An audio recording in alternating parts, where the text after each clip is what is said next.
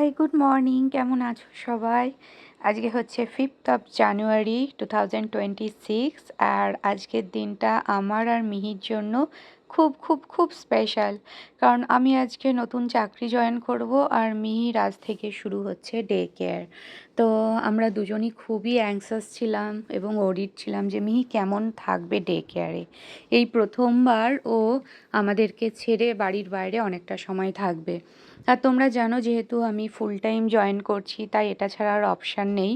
এতদিন যখন part time job করতাম আমি একটা বেবি সিটার রেখেছিলাম, তো সে এসে কিছুক্ষণ মিহিকে দেখতো এবং আমি আর অর্ক দুজনই অল্টারনেট করে ওর টেক কেয়ার করতাম।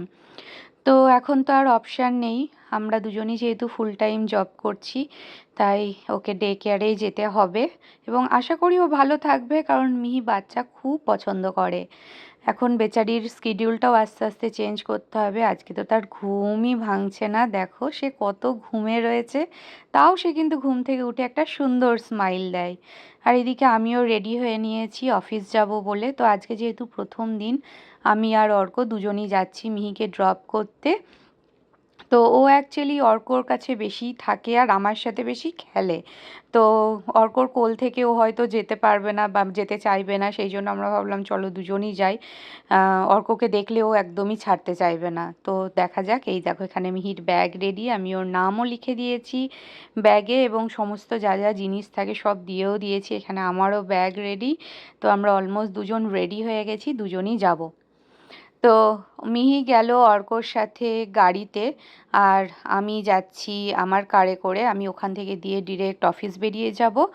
আর অর্ক হয়তো কিছুক্ষণ থাকবে, যেহেতু প্রথম দিন ও যদি একটু কান্নাকাটি করে বা কিছু, সেই জন্য। তো চলো দেখা যাক কেমন কি থাকে।